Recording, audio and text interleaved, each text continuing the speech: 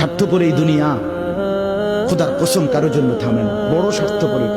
হ্যাঁ, যেদিন বাপের জানাজা পড়ে, যেদিন বাপের লাশ কবরে দাফন করে, সেদিনও বংশধর সন্তান ছেলে মেয়ে ঘন্টাখানিক 2-4 ঘন্টা কাইন্দা কাটটা হইল, রাতের বেলা ঠিকই ভাত খায়। হ্যাঁ, পাশের ঘর থেকে খানা আনে, বাবারা ঠিকই খায়। স্বার্থপর দুনিয়া থামে না রে ভাই, থামে না দুনিয়া। ওই জন্য আমাদের কারোর জন্য থামবে না। তুমি আমি মরে গেলে শেষ। আবারও বলছি এই কথা, আমি মরে গেলে এরপরে পৃথিবী যত আধুনিক হোক না কেন, আমার কি কথা বুঝছেননি? আমি মরার পরে যদি সবার ঘর স্বর্ণের বাড়ি হয়ে যায় তো আমার লাভ হইল কি?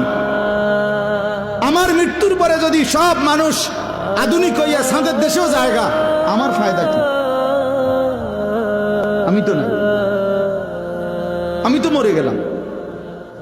যে কবরে চলে গেল সে কি আর ফিরে আসবে? আল্লাহ আমাদেরকে বুঝ দান করেন।